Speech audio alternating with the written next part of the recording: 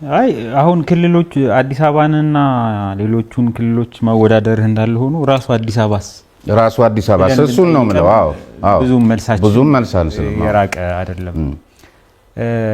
ስሜ ምንድነው የመንግስትን የማይተካ ሚና ቅድም አንስተናል።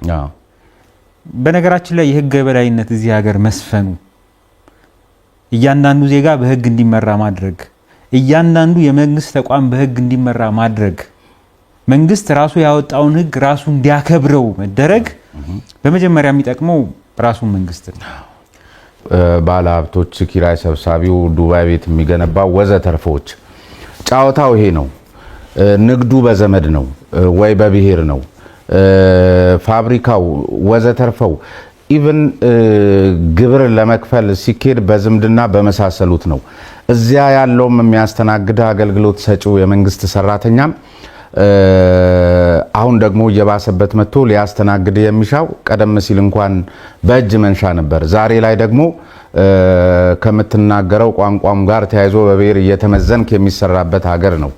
በአብዛኛው ሰው ሲናገር እንሰማለን። ስለዚህ የፍትህ ስርዓቱም እሱን ነው የሚመስለው፣ ጥብቅናውም እሱን ነው የሚመስለው፣ ዳኝነቱም እሱን ነው የሚመስለው፣ ሀገሩም እሱን ነው የሚመስለው።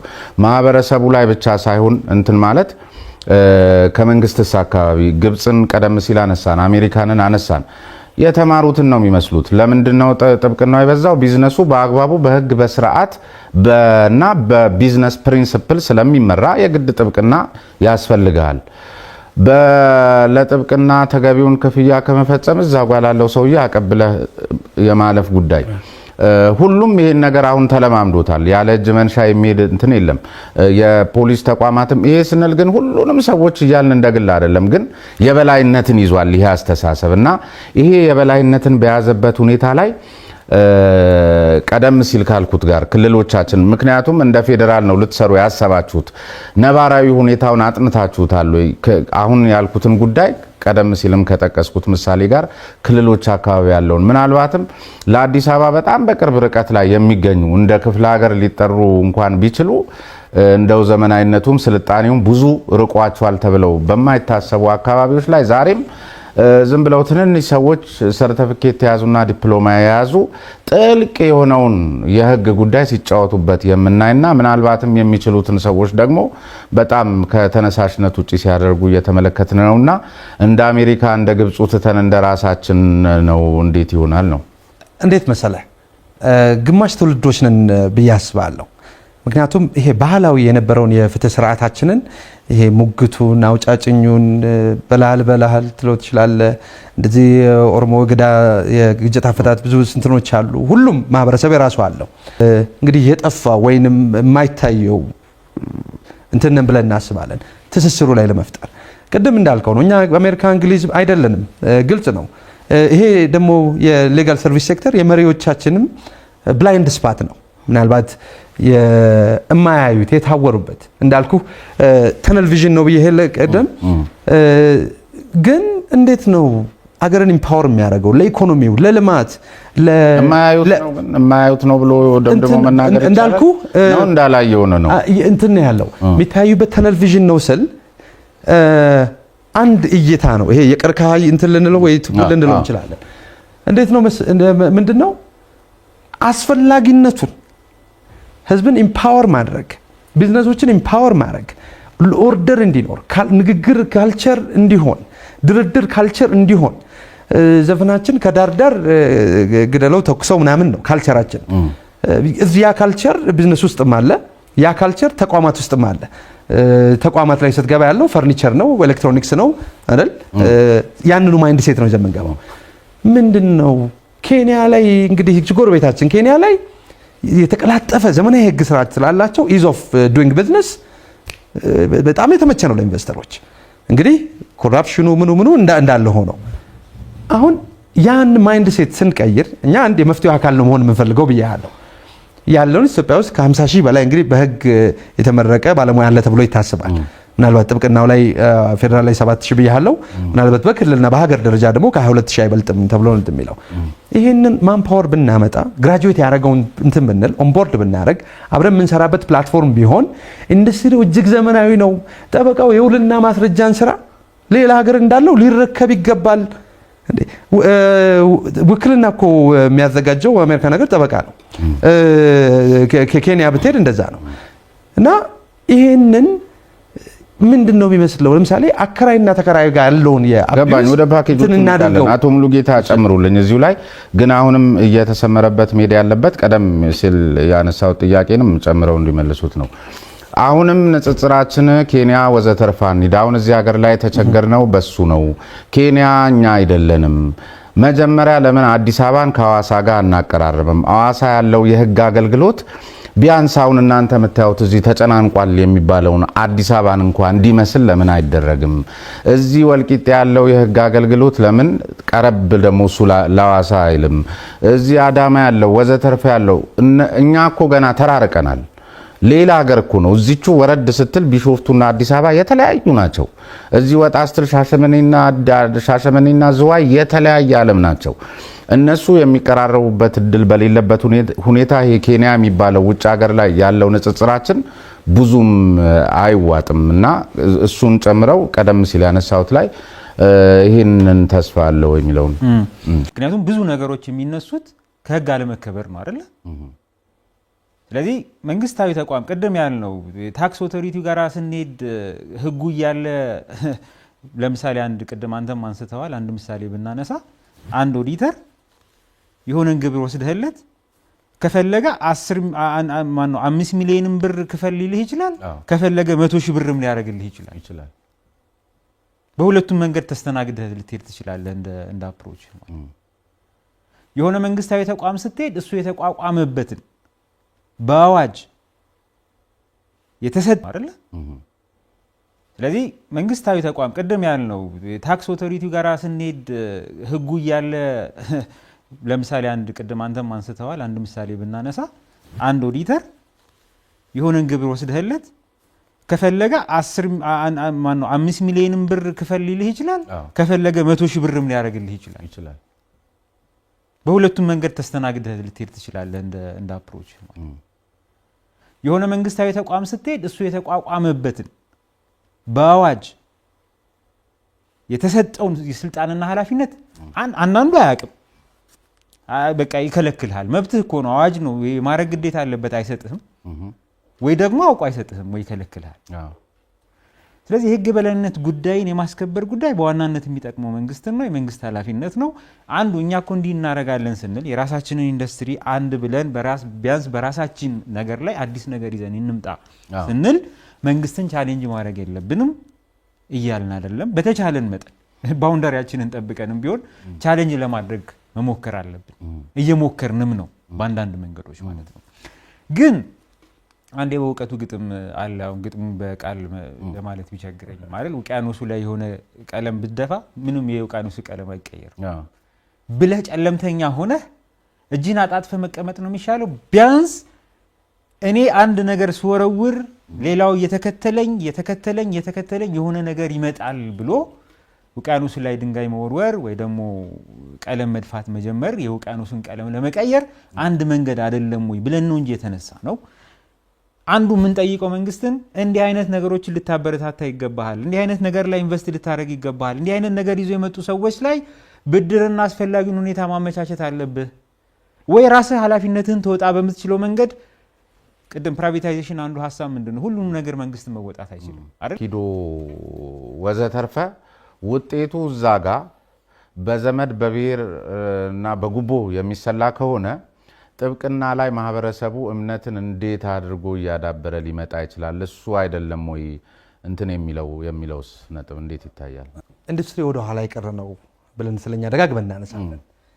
እንድንፈተሽ፣ እንዲተች፣ እንዲዘምን ኦልሞስት ከአንድ ዓመት ከ6 ወር በላይ ጥናት አድርገን ሰፊ ኢንቨስትመንት አድርገን እዚህ ነገር ላይ ስንገባ የብዙ ነገሮች መፍትሄ ነው ብለን እናስባለን። ፍርድ ቤቶችን ልንተች እንችላለን፣ ግን let's not forget what they have achieved so far። ምን አደረጉ ብለህ ስታይ በጣም በቴክኖሎጂ ተደራሽ እየሆኑ ነው። አሁን ትልልቅ ፕሮጀክቶች አሏቸው ከተለያዩ ሀገር ተሞክሮ ከወርልድ ባንክ ምናምን ሆነው ሞር ኦፍ ተደራሽ መሆን የማዘመን ኬዞችን ኦንላይን የምትከታተልበት ቀጠሮ በቴክስት ይመጣልሃል። እንደዚህ ገብተህ ዌብሳይት ላይ ቼክ ማድረግ ትችላለህ። ብዙ ነገሮች ሪፎርም ለማድረግ እየሞከሩ ነው። አት ሴም ታይም ለምሳሌ አሁን ሎ ፈርሞች ላለፉት እንግዲህ 40-50 ዓመታት አልተፈቀደም ነበር ኢትዮጵያ ውስጥ አይደለ? አሁን ተፈቀደ። ይህን እድል ስናገኝ ጠንካራ የሆነ ሞጋች የሆነ የተደራጀ እንዳልኩ ይህንን ለዚህኛው ለኮራፕት ለሆነው ጁዲሽሪ ላይ የሚሆን ሌላኛው ኤግዚኪዩቲቭ ላይ ላለው የማይንበረከክ በተቋም ደረጃ ኦርጋናይዝድ ሆነን ለምሳሌ ሎፈርም የተፈቀደበት አሁን የጠበቆች አዋጅ አድቮኬሲ እንትኑ 1249 እዛ ላይ ምንድነው መግቢያው ላይ ስታየው የተደራጀ ቀጣይነት ያለው ዘመናዊ የህግ አገልግሎት የሚሰጥ ብሎ ነው የሚለው አይደል? እንዴት ነው ይሄንን ነገር ተደራሽ ሆኖ ለነዚህ አሁን ለምንላቸው ሶሉሽኖች ሁሉ መፍትሄ የምናደርገው እንዴት ምንድነው? ይሄ እንግዲህ የሌሎችን ሀገሮች ምሳሌ ላነሳለህ ነው። አሜሪካን ሀገር እንግዲህ ከ27 በላይ መሪዎቻቸው ጠበቆች ናቸው። ሊያውም ትልልቅ ይሄ ምንድነው የሚባሉት እነዚህ አይቪ ሊግ ትምህርት እንትኖች የተማሩ ሴኔቱ ከ57% በላይ ጠበቆች ናቸው። ኮንግረሱ ከ37% በላይ ጠበቆች ናቸው። ምንድነው ተብሎ የሚታሰበው እንግዲህ ሎየርስ ወይንም አንድ ጥሩ አቅም ያለው ሰው ልጁን የሚያስተምረው ጥብቅና ምናምን ነው። ምንድነው ተብሎ ሲታሰብ ሎየርስ የ21ኛው ክፍለ ዘመን ዊፐን ናቸው። ወርድስ አር ዘ ዊፐንስ ኦፍ ዘ 21st ሴንቸሪ ነው አይደል? ይሄንን ስታረግ ተደራጅተህ ይሄን ህግ ፕሮፖዝ አድርገህ ስትሄድ ቀደም እንዳልኩ ተነል ቪዥን ነው ያላቸው ግንኙነት ብያለሁ አይደል? ልክ አሁን የሪፎርሙ እንደተጀመረ ፈርስት 2-3 years አብሮ መስራት ነገር ተጀምሮ ነበር። የህግ ምሁራን ትልልቅ ጠበቆች አንድ ላይ የህግ ምክርና የፍትህ ጉባኤ ነገር ተብሎ ህግ ማውጣት ላይ ሲሳተፉ ነበር። ያ ጥሩ ጅምር ነበር። አይ ዶንት ኖ ምን ያህል እየደረሰ አሁን እርግጠኛ አይደለሁም። ይሄ አንድ ሆኖ መስራት ቢቻል ለስራ አጥነቱ ሶሉሽን ነው። እያንዳንዱ ሴክተር ትራንስፖርት ላይ፣ ጤናው ላይ እንደገና ቅድም እንዳልከው ግብር አሰባሰቡ ላይ ያሉ ችግሮችን የኢትዮጵያን ፖለቲካዊ፣ ማህበራዊ፣ ኢኮኖሚያዊ ችግሮችን ለመፍታት የሚችል ባርጌኒንግ ፓወር መፍጠር ይችላል ነው። ትልቅ አርሚ ነው። አንድ ጠበቃ ቢሰላ እንግዲህ ምናልባት 1000 ፖሊስ ሰራዊት ወይንም ሌላው እንትን ሊለው ከሚችለው በላይ ሮል ይኖረዋል ነው። ኢምፓወር ስታደርገው ውልን የማዋዋል የሆነው ትልቁን የጠበቃን ስራ ውልን ኒጎሽየት የማድረግ ድራፍት የማድረግ የመደራደር ኮምፒውተር ቤቶች ስራ ሆነዋል። የሚጻፍ አለ በሚሉ እንትን ሆነዋል። ውሉ ፕሮፖዝ በስርዓቱ በባለሙያ ታይቶ ካልተሰራ እግዚአብሔር ያሳየ ህክምናን ሰንበዲ የሆነ መቀስና እንትን አለኝ የሚል ሰው ሰርጀሪ እንደ መስራት ማለት ነው። የተለያየ የባለሙያ እንትን ነው። ቀደም ሲል ያልነውን የበደል ሰንሰለት እርሶ ራሶት አንድ እንትኖት ላይ ተመልክቻለሁ። ላምጪው እንዲከፈል ያስገድዳል ምናምን ብራችን ላይ የተጻፈ እኮ ህግ አለ አይደል? ዛሬ በወረቀት አልቀበልህም በቴሌ ብር ነው የሚሉ አካላት ተበራክተዋል። እንደዚህ አይነት ሁኔታ ላይ ነንና አሁን አንዳንድ ጊዜ በቃ አይመለከትም የዚህ የጥብቅና ህግ ማለት እንግዲህ አንዳንድ ጊዜ ስንመለክ የመጀመሪያው የሚጠቅመው ለመንግስት ነው፣ መንግስት ነው ግዴታ ያለበት የሚለውን ግምት ውስጥ ከተን ግን በዚህ ደረጃ ደግሞ ወርዶ እንግዲህ የመንግስት ተቋማትም የመሳሰሉት ናቸው። እርሶ የገጠሙት ኢንሹራንስ ላይ ይመስለኛል። ሌሎችም ቦታዎች ላይ አንቀበልም እስከ ማለት የሚደርስ ሁኔታ እንደ ቀልድ እያየናቸው በጣም በርካታ የበደል ሰንሰለቶች በተለይ መንግስት ቤት እየተበራከቱ በሚመጡበት ሂደት ላይ እናንተም ባልደረቦቻችሁም ተስፋ የመቁረጥ ነገር ውስጥ አትገቡም ወይ? እንዴት አድርገን ከእናንተ አዲስ ነገር እንጠብቅ? ቅድም እንዳለው ቴዲ ሲያነሳው የነበረው የአሜሪካ ምናምን ልምድ ሲያነሳ ምን ያህል አሜሪካን በመስራት ሂደት ውስጥ ጠበቆች የነበራቸው ሚና ሲያነሳ ነበር አይደል? ከ47 ምናምን ፕሬዝዳንቶች ውስጥ 27ቱ ሎየሮች ናቸው ማለት በጣም ቀላል ቁጥር አይደለም። እኛ ሀገርስ ብለን ስንጠይቅ ግን የህግ ማውጫ ምናምኖች ውስጥ የህግ መወሰኛ እንትኖች ውስጥ የህዝብ ተወካዮች ምክር ቤት ውስጥ የፌዴሬሽን ምክር ቤት ውስጥ የተለያዩ ተቋማት ውስጥ ሎየሩ ምን እያደረገ ነው አለ ወይ? ካለስ ምን ሰራ? ይሄስ ውጭ ላይ ያለው ጠበቃስ ኬስ ይመጣለት እየተቀበለ ኬዙን ወደ ፍርድ ቤት ከመውሰድ ባለፈ ቅድም እንደተባለው ማህበረሰቤ ከፍሎኛል በነፃ አስተምሮኛልና ለማህበረሰቤ ምን አደረኩ ከማለት አኳያ ህግን በማወቅ ረገድ ከሌላው ማህበረሰብ የተሻለ ነውና መንግስትን ቻሌንጅ በማድረግ ሊሆን ይችላል፣ የተለያዩ ጥያቄዎችን በማንሳት ሊሆን ይችላል። ምን አደረገ ምንለው እኮ ለዛ ነው። ሎየሩ ወደዚህ መምጣት መቻል አለበት እያልን ነው ራሳችንን በተመለከተ። መንግስትንም በተመለከተ ቅድም እንዳልኩ ነው። ለምሳሌ 9557 የሚባል ሾርት ኮድ ፈጠርን አገኘን ደውሉ አለን። ግን ይሄ ለኛ ከዚህ ጥቅም ልናገኝ አይደለም። በደቂቃ 15 ብር ነው የሚቆጥረው። አንድ ሰው በጣም ረጅም ሰዓት ቢያወራ 300 ብር ነው የምንቀበለው። በግሌ ቢመጣ 5000 10000 ብር የምቀበለውን ኬስ በ300 ብር አገልግሎት ልስጥ እያልኩ ነው። ነገር ግን ይሄንን ለማድረግ በጣም ብዙ የሰው ኃይል ስለሚጠይቀኝ ቢሮ ምን ከፍተኛ ወጪ ስላለኝ አልችለውም። ስለማልችለው የሆነ ጊዜ ጀምሬ ላቋርጠው ይችላል። ወይም ደግሞ የሚመጣው ጥሪ 9557 ላይ ደውሉ ስል የሚሰማው ጥሪ ብዛት ከኔ አቅም በላይ ስለሆነ ሁሉንም ላስተናግድ አልችልም። ግን ይሄንን ሐሳብ ስናመጣ እንዲህ አይነት ነገሮችን መንግስት ሊያግዝ ይገባል፣ እንዲህ አይነት ስራዎችን በራሱ ሊሰራ ይገባል እያለ ነው። ሁለተኛ አንተ ያነሳቸው ነገሮች ሪል ስቴቱን ምሳሌ አድርገን እናንሳ።